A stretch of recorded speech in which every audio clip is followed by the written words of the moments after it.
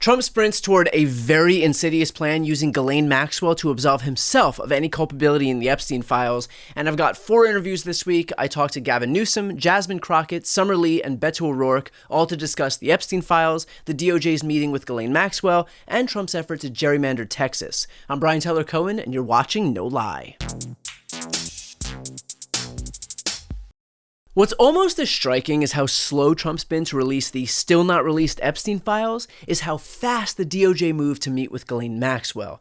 And the reason for that speed is clear. Congress passed a motion last week compelling both the release of the Epstein files and compelling a deposition from Maxwell. And that happens on August 11th, which means that the Trump administration, the White House, had to get to her before August 11th in case, they needed to make sure that her story didn't involve any accusations against a certain president of the United States or implicate him in any way. And they knew, by the way, that they had leverage. She's serving out a 20-year prison sentence, and Trump just so happens to wield the pardon power. So there are certainly the ingredients for a quid pro quo from a president who is a pro at quid pro quo-ing. And so Trump's former personal criminal defense attorney, Todd Blanche, sprinted on down to a prison in Florida and had 2 days worth of meetings with Maxwell, whose attorney then wasted no time in telling everybody that, yes, she just so happens to be in the market for a presidential pardon. Surprise, surprise. All of which is to say, if Trump wanted to fix this situation, he certainly has the power to do so. Which raises the obvious question, how does Trump get out of this without it looking like a massive PR disaster? Well, everybody wants a list. And so Trump gets Ghislaine Maxwell to throw out some Democrats' names, which the DOJ will then go after. She says that Trump had nothing to do with Epstein, thereby absolving him of any and all culpability. And then as a little thank you for her great service to this nation by exposing those evil pedophile Democrats, she gets a presidential pardon, maybe even a Medal of Honor by Donald Trump. So for him, it's a win-win, right? He gets to prosecute some Democrats, love that. He gets to declare innocence for himself, also great. And all it costs him is a pardon that he's already abused literally thousands of times. Now, of course, there will be the usual right-wing sycophants who are going to buy this story. And look, I love my dog more than anything in the world, but even my dog isn't as loyal as Charlie Kirk is to Donald Trump. If Trump offers up this very thin veneer of an excuse, people like Charlie will lap up that slop like it's the only meal they've gotten all week. And he'll happily serve it out to his audience, too, and they'll believe it as well. And there are plenty of people like that. Greg Kelly from Newsmax, who's already saying out loud that Ghislaine Maxwell is a victim. Maxwell, the woman who literally trafficked and abused girls, herself, the victim. I'm sure Megyn Kelly is falling over herself to protect Donald Trump. Plenty of people like that. But then there are people who want to show a little bit more skepticism. And there are people who are showing skepticism. You know, the people involved in the manosphere, maybe people who certainly were involved in getting Donald Trump elected, but aren't political operatives in the same way that some of these other MAGA mouthpieces are. So naive though this may be, I really do hope that these people see through the bullshit. And by the way, if I can see it right now from a mile away, if we all can see it from a mile away, clearly these people, if they are acting in good faith, are going to be able to do the same. But more importantly, I hope that they call it out if and when it happens. And we're going to learn a lot by their response to what happens here, because if they truly cared about transparency and accountability for the victims and the perpetrators, then, as they claimed during the campaign, then this blatant cover-up isn't going to cut it. But if it was only ever about protecting Donald Trump, then this is going to be all they need to fall right back in line. The reality is that we already know Trump is implicated. If the guy was any less subtle about his links to Epstein, he would have it tattooed on his fucking forehead.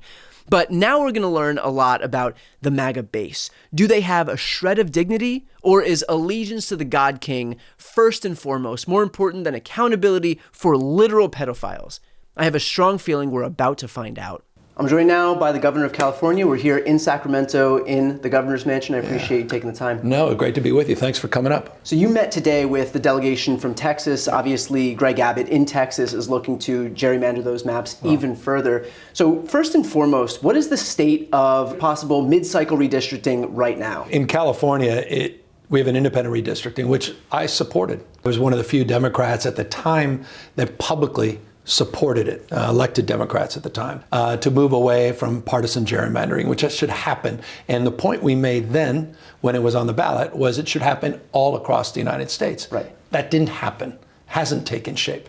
And so what's happened is now we're at a disadvantage.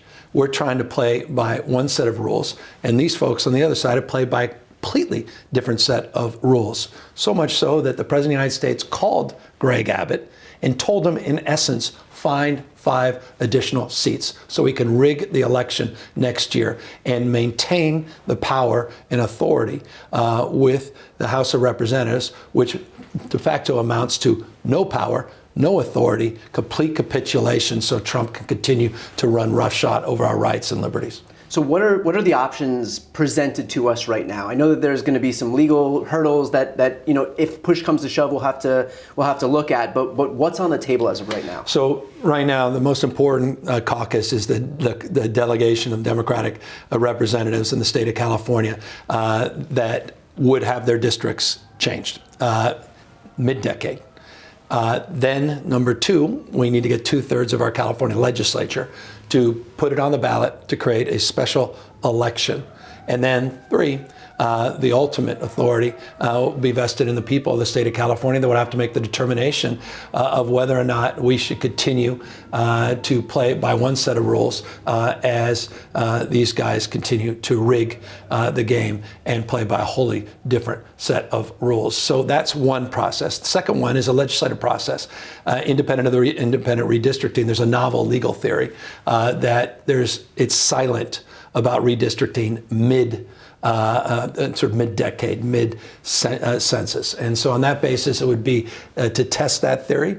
It would be an easier path in some respect, but it's also a path that wouldn't necessarily give voice and choice to the public. And so I have my own preferred path, but the legislature will ultimately make the determination. Can those 2 things happen concurrently? This way, if one fails at the courts or whatever it may be, then you at least have another process you can look at? Look, conceivably that's the case. We're in session right now, so I don't need to call a special session, which is good.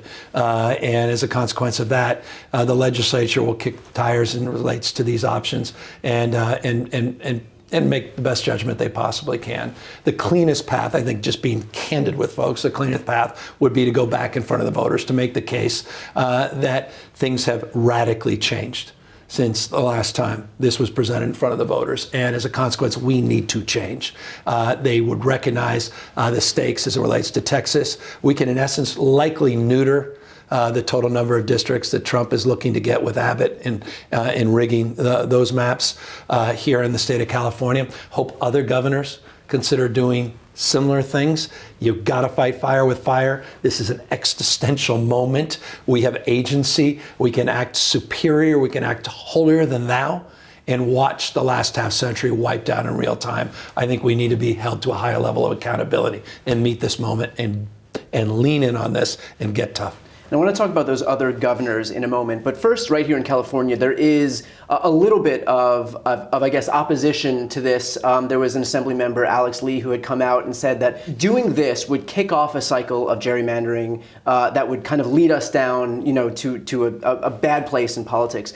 My response to this, when I look at this, is we're already there. There. Republicans have gerrymandered Ohio, Florida. They're looking to do it in Texas right now. Utah, North Carolina, it's within an inch of its life. And so what is your response to those folks in the Assembly, in the California legislature, who I guess are opposing this because they think it's going to set some type of a bad precedent? Yeah, I think that was a minority view, meaning he's deeply an exception. I've not heard any other utterance from any other member of the Democratic caucus. In fact, quite the contrary. It's been a chorus of support saying, what can we do to help? What are the pathways? What are our considerations? What's the timing on this? And I'm not even sure at the end of the day, the final analysis, he would, in essence, even agree with his own statement. He's a friend, and I don't want to cast aspersions on that. I don't think he fully absorbed the lay of the land as you just laid out. These guys have been rigging, gerrymandering these districts. Look what happened in North Carolina a few years ago. In essence, it was it was the difference, by the way, between Speaker Jeffries today versus Speaker Johnson was just what they did in North Carolina. The consequences, what more evidence of the consequences do we need? So I think in the final analysis, there'll be overwhelming support here.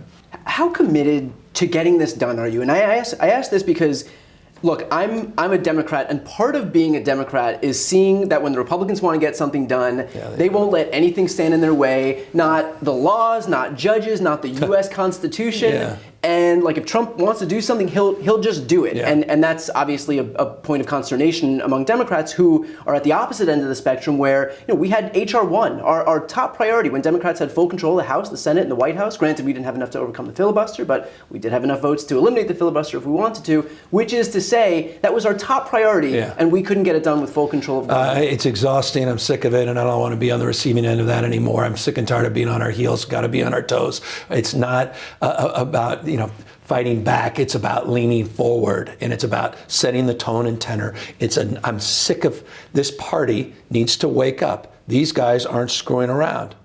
And I say this not in literal sense, but they're assassins when it comes to the way they weaponize grievance and the way they play politics.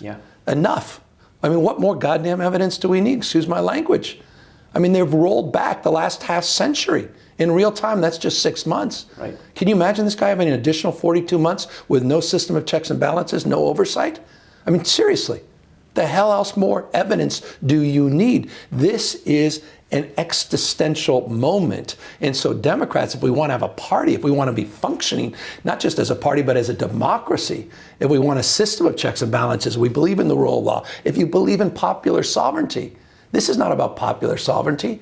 This guy wants to wire. He tried to break this democracy, tried to light it on fire on January 6th. He just made a call to the governor of Texas saying, in this case, not find me the votes, but find me new seats to rig the game. If we want to still be in this game, we need to disabuse ourselves, disenthrall ourselves of the status quo in the past. We have got to enter a new mindset, and we've got to get back on this playing field, and we've got to do it with the kind of vigor that our kids and grandkids deserve, that liberty and freedom deserves this moment. The founding fathers deserve the principles that define the best of Roman Republic and Greek democracy. That's on the line unless we stand the line and stand guard of this democracy, and that means we got to go on offense. No more defense, go on offense, fight fire with fire. So you ask me, am I in? I'm all in. You ask me if I'm committed? I'm all in, committed and resolved. And so this is not a bluff. This is a moment to be held to a higher level of accountability.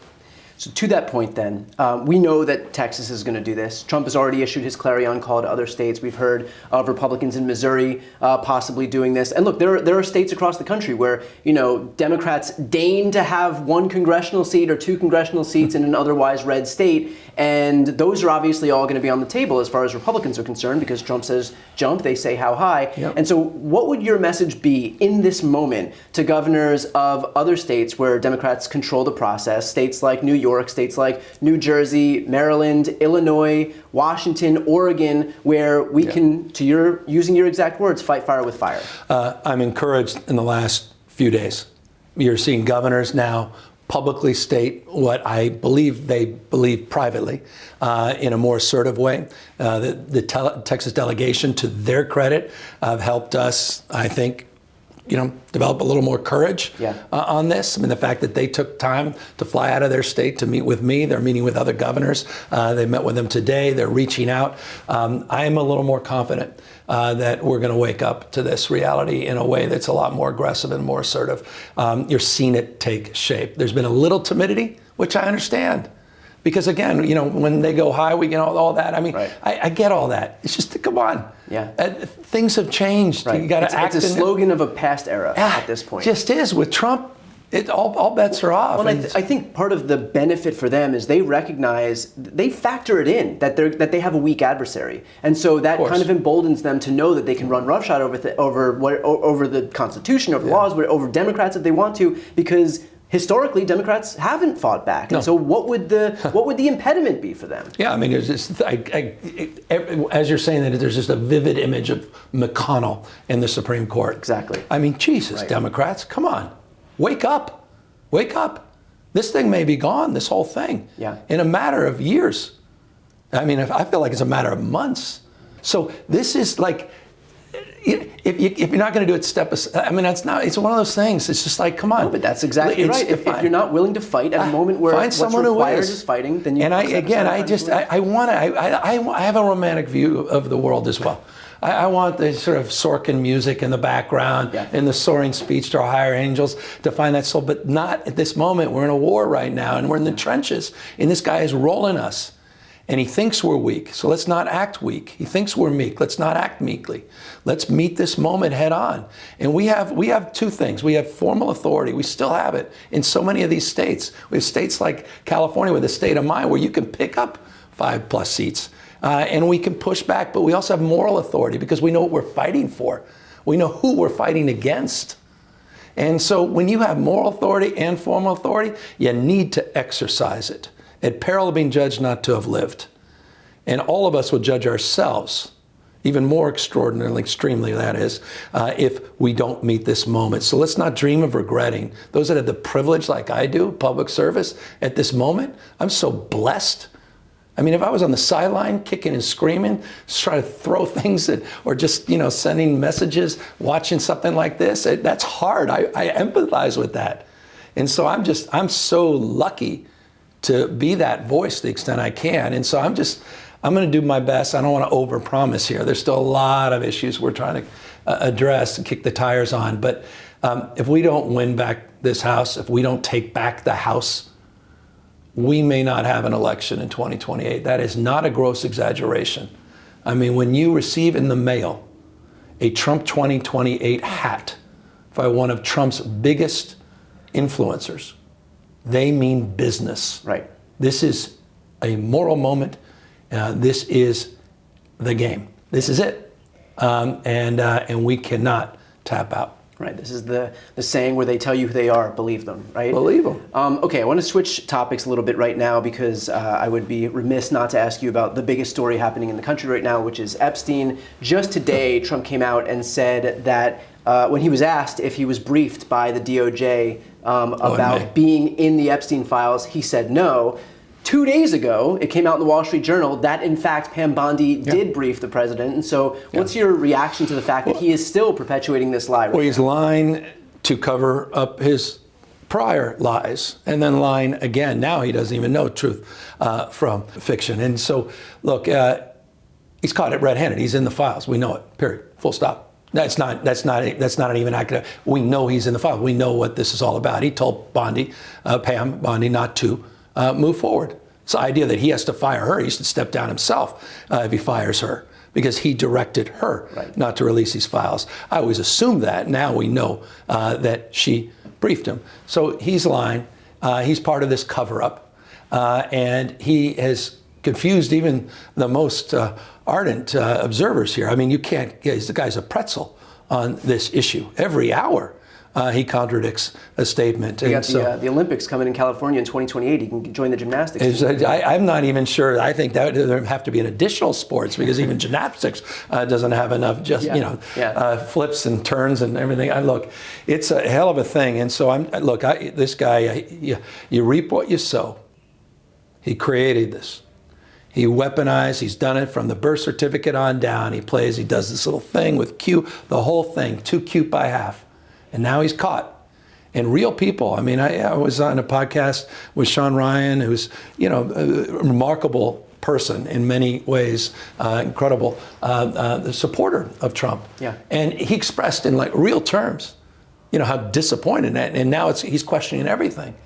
And I think this is a real political problem for Trump in a way that prior patches of problems have not been. Well, you've had the opportunity to speak with a lot of these right-wing influencers. You just mentioned one. You've also spoken with Charlie Kirk. And so you know these guys. And a lot of them spent the campaign staking their support, building up their reputation on this issue. And so as you kind of see them trying to contort themselves to figure out where they're going to go. And we've seen moments where some of them, decide that, hey, I'm going to just attach my lips to Trump's ass, and that'll be how it goes. And then you have some others who are actually showing a little bit of spine and speaking out. And so what's your message to these folks in the right-wing media ecosystem who are figuring out where they want to go right now, whether it's, just to follow Trump at all costs, no matter what he says, or to show some independence in light of these new updates? Well, I mean, people come and go. Reputations reputations can be destroyed in a moment. I mean, just your reputation is the only thing you've got. I mean, the coin of the realm is trust. You've built audiences. You have incredible influence. Trump is not going to be president forever, even if he gets a third term or tries to manipulate a third term. Fate in life, there's an expiration date for all of us. These folks want to continue to build their platforms, and they're losing a lot of people. And, you start to lose people on this. They don't trust you on not just Trump. They won't trust these guys. Continue to have these guys back. He'll turn his back on all of them. There's not one of them. I mean, he all but said that. He laid these guys out. His biggest supporters may have been the difference in the election. Yeah. And he turned on them. He has zero loyalty. Right. At least be loyal to your followers on your own. You built these unbelievable platforms, and people are following you. Have the decency, I think, to have the back of those that are following you. Trump doesn't care about the people following, but those that run these platforms, I hope they consider their audience. He was also asked whether he was considering pardoning Ghislaine Maxwell. This is somebody who is, somebody who is completely depraved, who is an accomplice to a notorious, famed pedophile who has since died. And instead of giving the correct answer, which is no, I would not consider offering a pardon to somebody like this, he said, I have the right. He reasserted his right to be able to do that, sending a pretty clear signal. We also found out from Ghislaine Maxwell's attorney that she is seeking a pardon. So we have Trump who's not ruling it out. We have her attorney who is overtly saying that's what she wants. Her attorney. Trump's a great deal maker. We've had so many candid conversations. Doing what he knows is required. This is sick stuff. And so this is sick. I mean, if you're a conspiracy theorist, they're going to turn me into one. Why the hell are we even talking to her? Yeah. What a pardon for what? No, seriously, for what? Why is your personal attorney now at the DOJ meeting with her personal attorney? For what purpose? What is this about?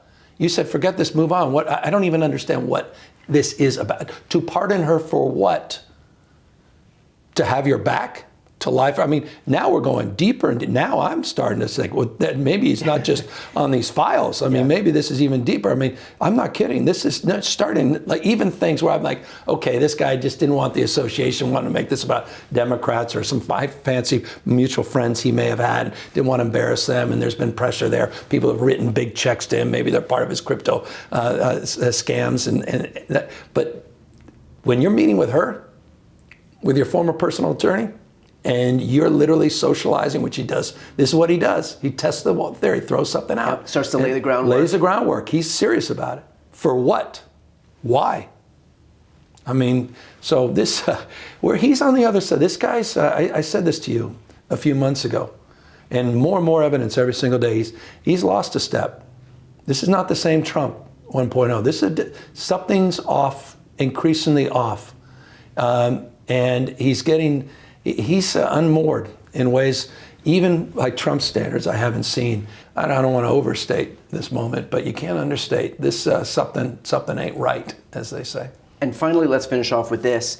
To that exact point, on being unmoored, I suppose you don't think it's especially presidential to go on some spree talking about changing the Washington Commander's name, denaturalizing Rosie O'Donnell, getting cane sugar and Coca-Cola, relitigating Hillary's emails in the year 2025, and then, of course, arresting Barack Obama. And so in light of his kind of dissembling that's happening on the public stage, what's your response to what we're seeing from the president? It reminds me of a punch-drunk boxer. He's just wildly flailing. He's flailing. He's just zigging and zagging. He's desperate. He's trying anything, trying to chum the waters, and it's not working. And normally it works for him. It's not working right now. I mean, that's why he's off promoting his golf courses in Scotland. Get me the hell out of here. Problem is, wherever he goes, his reputation, this sort of degenerate nature of who he currently is follows him. And that's why I think this one is going to have not just some more explaining to do, he's going to have to do a lot more than he's done in the past to be able to dig his way out of this. Governor Newsom, appreciate you taking the time. Thanks for dressing up a little nicer than I am. I wore a tie this time for you, buddy. Right. I'm joined now by Congresswoman Jasmine Crockett. Thanks so much for joining me. Absolutely. So the new news today is that the House may not be in session as long as it was supposed to be, because now we have Mike Johnson threatening to recess the House so as not to have to vote on the Epstein files. Is that correct as of right now? I don't know if I would say that that's correct, but you are accurate. Right, I right. think there's a lot of wrong in what you just said, Yeah. but you are absolutely accurate in what is going on in the Do Nothing Congress, in the Congress in which they pretend to be about transparency until it's time to be transparent, in the Congress where they pretend to be about the people until it comes down to the votes and the policies to protect the people, and instead they inflict pain. I mean, this is kind of what this Congress is about hypocrisy at the highest levels, even if it means that they are going to go out of their way to protect the criminality, most likely of this president, and basically waste taxpayer dollars in the process. That sounds about right. Yes, that's tracking. You said the word transparency, which I think is the right choice of word because Mike Johnson had used that exact word while talking about the Epstein files in the past. He said that we needed transparency as it relates to these files. And so how do you square this now with what excuse could he possibly have to justify doing whatever he can, bending over backwards, twisting himself into pretzels so that there isn't any vote taken on the Epstein files when he himself is on record saying that we need transparency about this very issue? You're asking me to do the impossible. To get into Mike Johnson's And head. yeah, because this idea of trying to explain the unexplainable, I just can't. I mean, this is part of the reason I'm not a Republican, right? Because they are consistently doing the things that really there is no explanation for, including the fact that they are talking out of both sides of their mouths. And you Right. pointed to the speaker, but let's be clear. This president has not been able to wield the level of influence and power that he is wielding without the help of so many minions, including the speaker, but not limited to.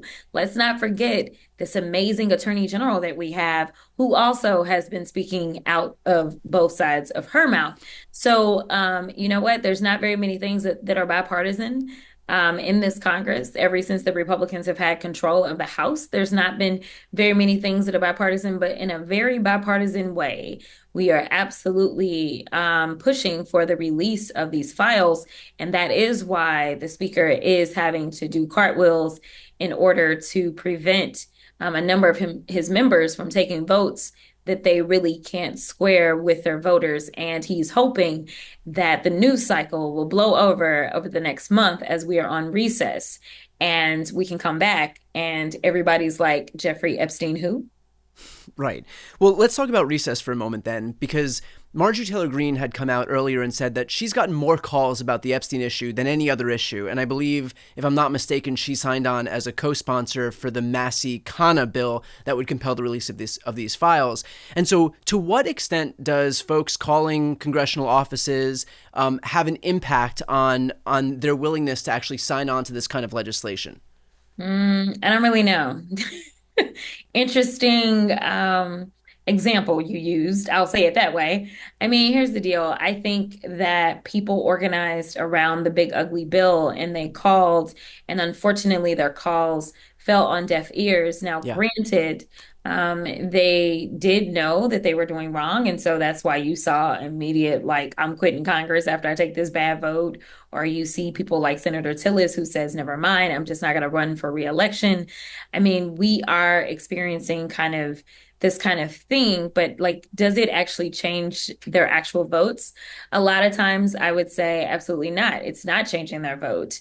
I think that this is really big for those that believe that they have a large MAGA base of support, because this is becoming one of those delineation points for Right. MAGA, not 17 million people losing their health care. Who Right. cares? Not dropping bombs without any congressional approval, not making sure that food insecurity is a thing of the past, but the Epstein files. So Yeah. this is where we are.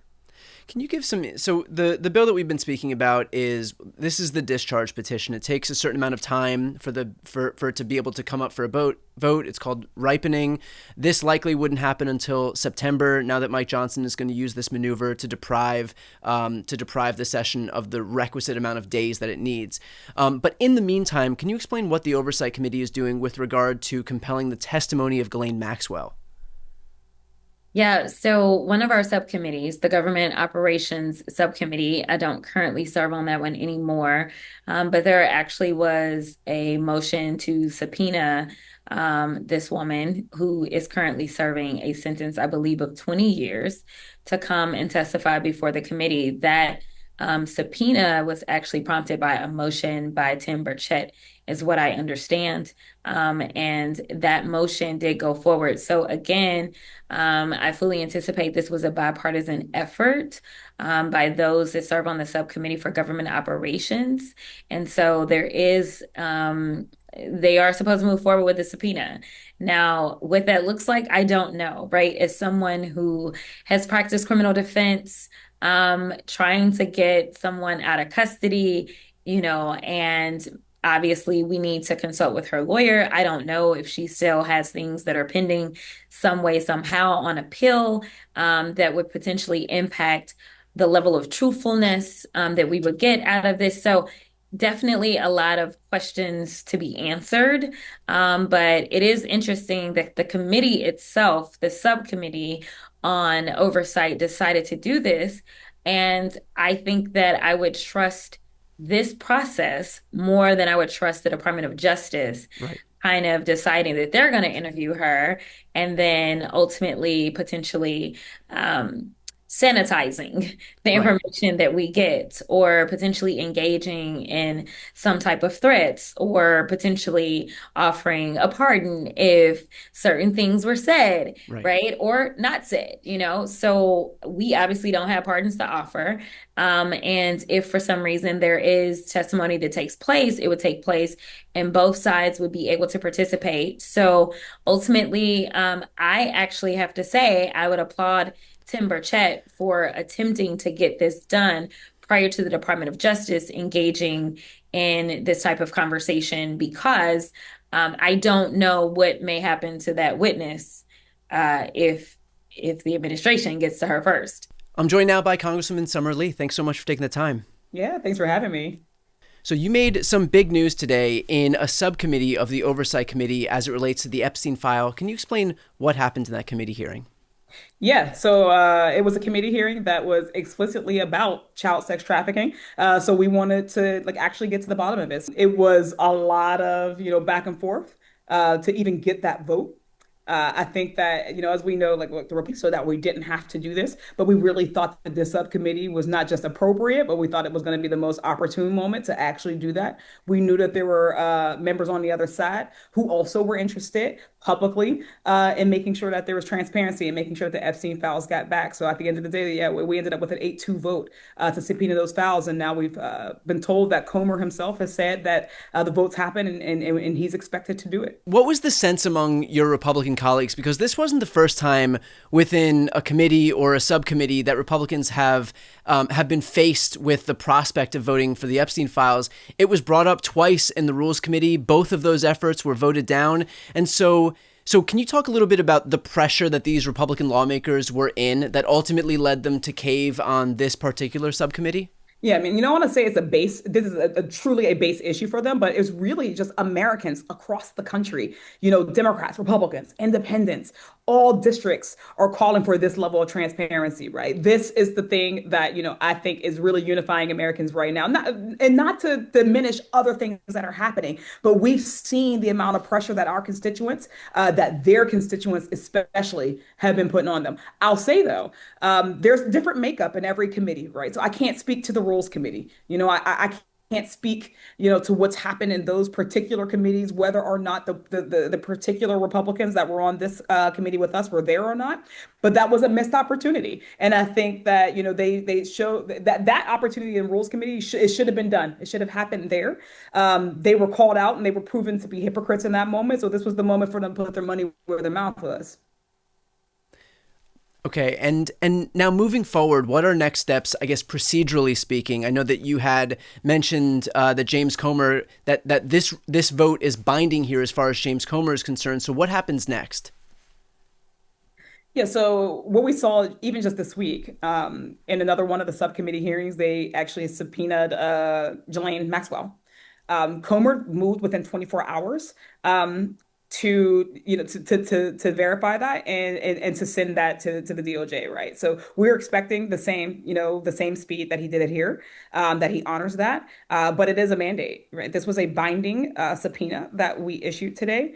So it will go to them, and what we expect then, as the language of the motion said, is that this would then be released to the minority and majority members of the federal law enforcement subcommittee. So we'll await that. Obviously, we're going to be out of session for a few weeks, but as we come back, we expect that will come before us. And to what degree are you certain that the files that you receive are going to be? I know there's been a lot of talk about, okay, we're gonna discuss what pertinent files we can release. Obviously, pertinent is in the eyes of the beholder here. And if the arbiter of this stuff is Pam Bondi, who we now know, thanks to this new Wall Street Journal story, has more information than she'd been letting on, that Trump himself was in these files, obviously what's pertinent to her is going to be a lot different from what's pertinent to everybody else. And so are you confident that the files that are released are going to be the full files as opposed to just what she deems appropriate? So listen, you can never be confident that people who are prone to corruption won't do corrupt things, right? But what I will say is that in our motion, we accounted for that, right? We requested very specifically the unredacted, full, complete files. In fact, Nancy Mace actually tried to amend the motion. And what her amendment was trying to do was add a word credible to it, right? So she wanted to add within the words that we had already meticulously chosen. She attempted to add just one word, credible. Higgins also really hard. He was like, look, it's one word. Why are you all worried about one word? But we're like, well, legally, who decides what is credible? Right? Whose standards, are we going to implement here, right? Ultimately, that amendment failed. So as of right now, based on our subpoena, it should be the full, unredacted files, complete. There's no subjectivity. There is no, well, this is the part that I would like, or this is the part that I think might be credible, or the part that I think might be pertinent. None of that. We requested, it is a mandate to get the full, complete ones. This vote happened around the same time that the Wall Street Journal story broke. Is there a sense, I'm curious, among Democrats, but also among Republicans in the Republican conference, is there a sense that the dam is breaking here? It really feels that way. Over the last days, when we found out that this subcommittee was convening, and particularly on the topic that we were meeting around, we planned to do this then.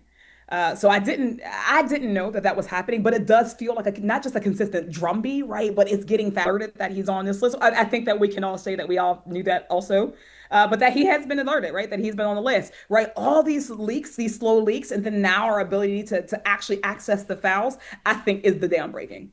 Because I actually think that the real dam breaking are American people, right? This is one thing. Listen, we are in an attention economy. Every week, something is happening that one-ups the thing that happened last week. I mean, let's be honest, right? We've seen, members of legislatures be assassinated. We've seen the president, have an assassination attempts. We've seen, so much that's happened.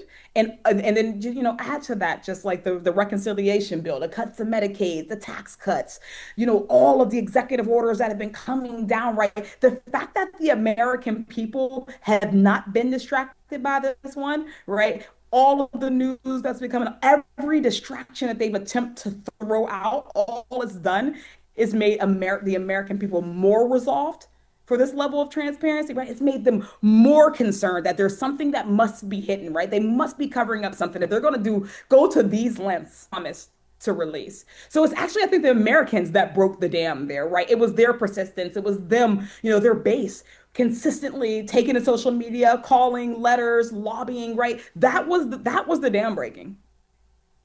I think that's such a good point. I mean, this is an issue that, yes, Trump is polling underwater on immigration, on the economy, on his tariffs and trade war, but those things pale in comparison. He's underwater -37 points on Epstein, and that's largely owed to the fact that he himself got into office on the back of this story, and he surrounded himself with people in his cabinet who staked their reputations on this story, on not allowing the government to continue covering up the heinous crimes of people who feel that they are completely immune to prosecution and unaccountable. And now they're doing the very thing that they claim to be railing against. When you have Pam Bondi and Kash Patel and Dan Bongino hiding, secreting from the American people this idea that Trump is not in the Epstein files. If a president in the Democratic Party was in the same place as Republicans, do you think they really would want to hide this information? Or do you think that this is something that they would want to get out to the American people? And finally, let's finish off with this. I mean, it gets right to it, right? This is the corruption story, right? That nobody is supposed to be above the law. That, to take these, when average Joes, right? If an average person did something like this, right, you wouldn't see, all of the protections of the law. But that's why people don't trust this institution. Is why they don't trust our government, right? There's always just this idea that there is some, secret club where they get secret protections and they have secret laws that only they have to abide by. And there's other ones that the rest of us have to abide by. This is the one where people are really putting those, like that puzzle piece together, right? Why should a president or a prince or anyone else be protected in ways that working class people never will be?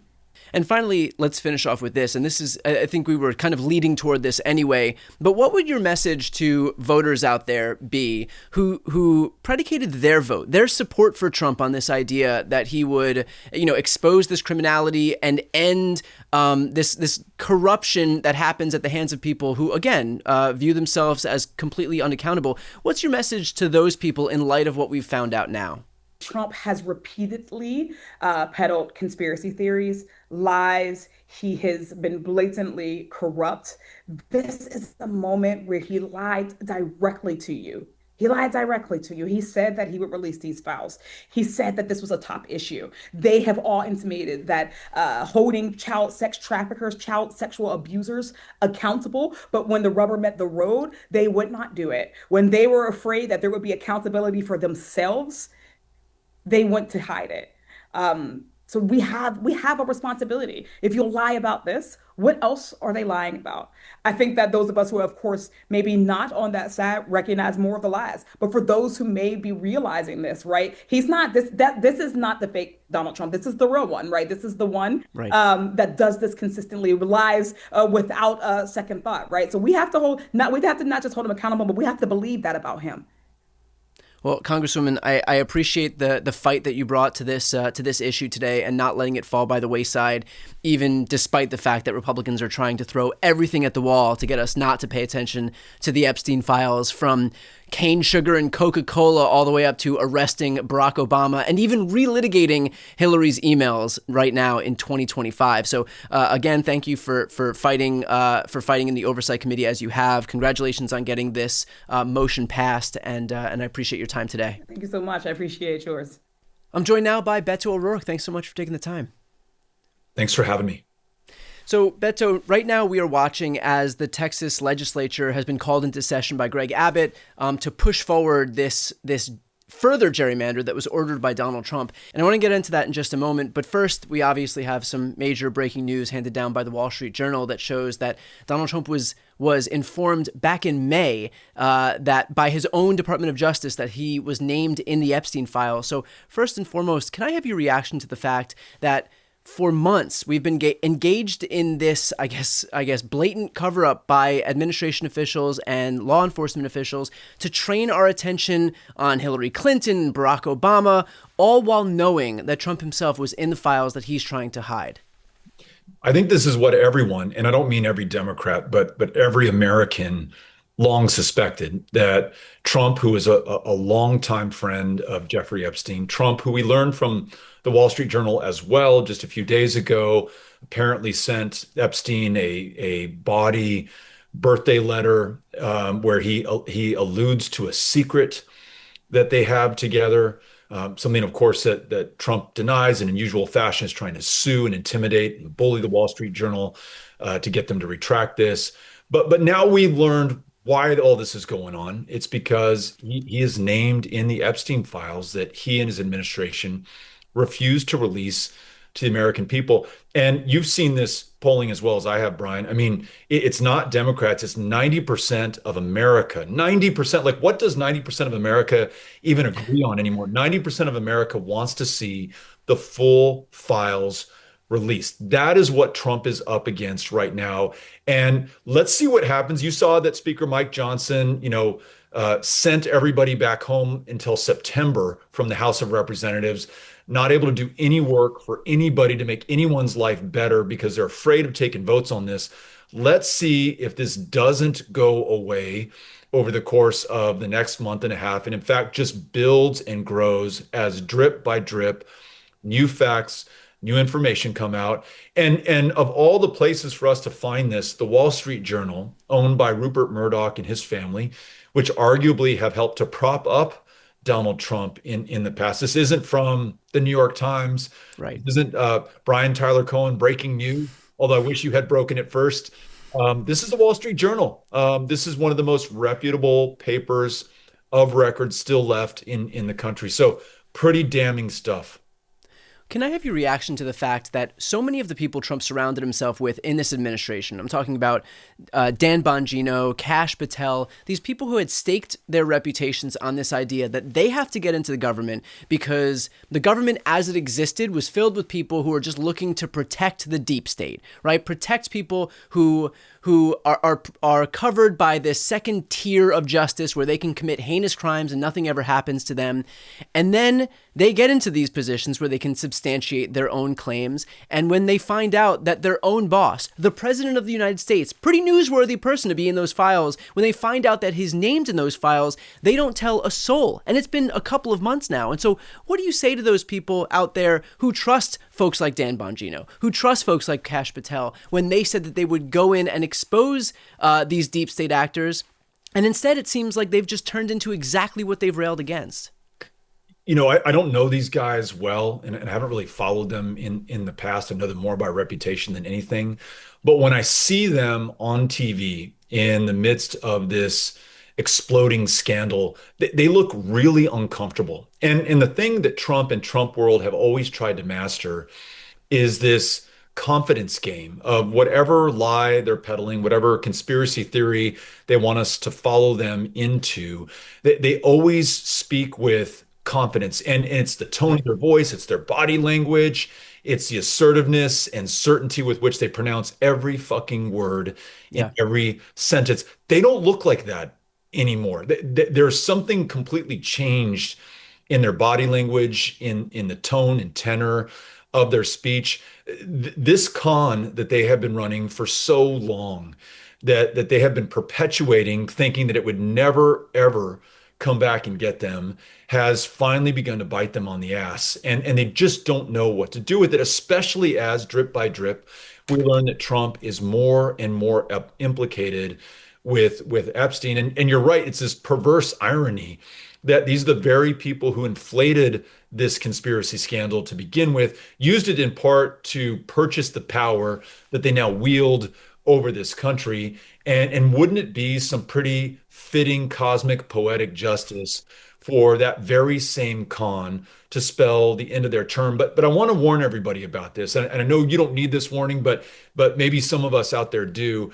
There are some who would take some satisfaction in this, or even assume that this might spell the end of Trump's hold on his base or his political power going into 2026.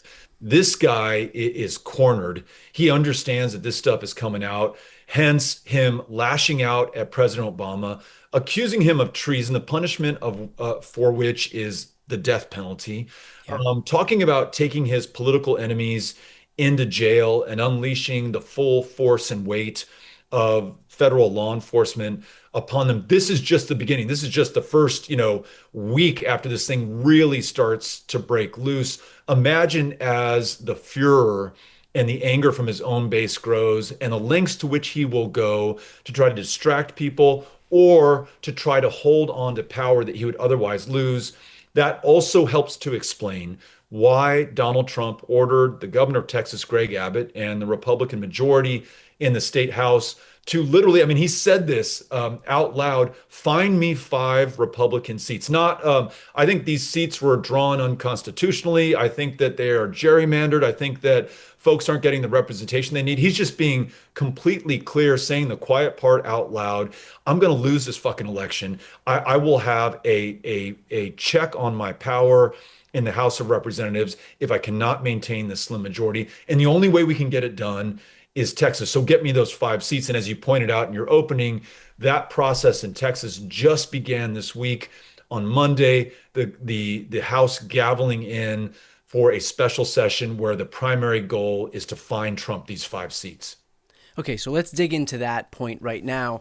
What is the mood on the ground, both from the Democrats and Republicans? Because remember, there is still the risk that by stretching themselves so thin to try and get so many seats, to try and grab these 5 extra seats that Trump issues his clarion call for, that now they're in much more competitive districts than they were before. And if we have a wave year like 2026 right now looks like it's promising to be, then all of a sudden, these current Texas legislators, members of Congress, may very well be out of a job. Man, you nailed it. When you ask about the mood, you see even in the comments in the press from Republican members of Congress from Texas, they're very sheepish. They're not really even willing to answer questions. They don't want to talk about redistricting and gerrymandering and members of Congress choosing their own voters, not just because people find gerrymandering distasteful, but you just nailed it. It's because they realize they're going to sacrifice potentially their own seats in Congress in order to pick up these other 5 seats. What do I mean by that? When they gerrymander, if they're successful in doing this, in order to make these Democrat-led seats more competitive for Republicans, they're going to have to move Republican voters out of so-called safe Republican districts into these Democrat-represented districts. That's going to jeopardize their hold on power and what they were going to reliably be reelected into. And we might also be able to pick up these districts that are gerrymandered because, as we saw in Trump's first midterm in 2018, this guy is deeply unpopular once America wakes up to what he's doing. On immigration, arguably his most successful policy issue, he is polling at 35%. The big, beautiful bill, his handling of the economy, also in the tank. On Jeffrey Epstein, as we just talked about earlier, I mean, it is a complete washout. And so these Republicans have to run on the MAGA movement, on Donald Trump. So try as they might in gerrymandering, and look, we shouldn't take it lightly. It's going to make our odds a little bit tougher on our side. They may also be setting themselves up for an epic failure where it's not 5 seats they pick up, potentially 8 or 9 or 10 seats that they lose if it is a total blowout. But beyond that, beyond Democrats feeling electric right now and energized, and yes, pissed off and angry, but channeling that anger into action and registering voters and recruiting candidates that are going to be competitive in these districts. There are more cards that we can play. You mentioned Gavin Newsom earlier. Governor of California has threatened to redistrict to Democrats' advantage in that state. I think he should do it. I don't think he should wait for Texas to go first. I think we should be bold. I think we should be on the offense. And then we also have the option of Texas Democrats in the state legislature leaving the state to break quorum, to deny the Republican colleagues the ability to move forward on these maps. It's a tough thing to ask them to do. They're leaving their families, their careers. They face arrest from state troopers in Texas. And as we can imagine in Donald Trump's America, you can see the FBI or DHS agents or the federal bureaucracy doing everything they can to hunt them down. But if they do this, I think it's going to be inspiring to the country. You were an absolute hero when they tried to do this in 2021 to stop Greg Abbott from rewriting our election laws to disenfranchise more Texans. They lasted for a pretty long time time. I think this time, given the stakes, we might very well lose the Republic if we don't gain the House of Representatives. I think everyone's going to have their back in this. So, look, it's a tough situation, but I feel more optimistic given the fight that I'm seeing from Democrats across the board in Texas and in California for that matter. And let's finish off with this. And you had alluded to this a little bit with California and going on the offense there. There are other states that could potentially be weapons in a redistricting fight, and that is Illinois, that's New York, Maryland. And so what would you suggest for these governors? Because so often it feels like, and I know that we've spoken about this too, so often feels like Democrats, if we're going to do anything, which is by no means a sure thing, at most, it'll be, okay, some tepid response to a major assault by Republicans. So Republicans gerrymander the shit out of Ohio, North Carolina, Texas, Florida this cycle. And we're like, okay, well, maybe we can squeeze a few seats out of California. But we do have other weapons. And so would you recommend that all of these governors basically say, okay, you know what? Like, here's what's going to happen. If there's any more gerrymandering moving forward, in advance of that happening, let's just go ahead and use every weapon we have at our disposal and let them know that if they want to engage in this cycle, this is what it's going to look like. Absolutely. I would liken it to a basketball game where the refs have stopped making calls. And so the other side's just punching us in the face, kicking us in the nuts, doing everything they want to do without any consequence or accountability at all. And Democrats have been like, hey, where are the refs? This isn't right. The rules say that you can't do this. Why isn't somebody enforcing the rules? Or they're looking at the crowd who's watching the game and trying to garner their sympathy. Democrats need to punch back, and Democrats don't need to wait for the next punch. I would punch first if I were in one of those positions of power to do so right now, because we know where this is going. Trump is ruthless. He will use violence if he has to, which he tried to incite in 2021 on January 6th. He will tear up the Constitution right in front of our faces. He will break the law. He's doing all this stuff right now in broad daylight. And if we're going to be bound by the rule book or coloring within the lines or just, left to complain and whine and bitch and moan, what is that going to look like down the road after we're no longer a democracy, after we no longer have a constitution, when Trump is 2 years into his third term in office? There will be some explaining to do. So I think our message has to be to those Democratic governors: we love you. We want you to use every lever at your disposal to make sure that not only that we fight back, let's stop reacting and responding, but let's take the offense and fight forward. That was as perfect a distillation of the current environment we live in as I've ever heard. And look, my message for anybody listening right now, especially elected officials, is that exact degree of fight that you just showed is what I hope that we can hear from every single Democratic elected official in the entire country right now. So, Beto, as always, I appreciate the work you're doing in Texas. I would mention right now for anybody watching, Beto mentioned we still have work to do in terms of registering voters. The work you do with Powered by People is second to none. So I'm going to put a link on this screen and also in the post description. If you're listening on the podcast, go to poweredxpeople.org. That is the best organization in Texas to register voters, among a raft of other excellent organizations as well. But please support Beto's work, support all of the great volunteers that are associated with Powered by People, and let's help continue to register voters in a state that is known to be the single most difficult state to register voters in the entire country. So again, I'll put that link on the screen and also in the post description of this video. Beto, as always, I appreciate the time. Grateful to you, Brian. Thank you.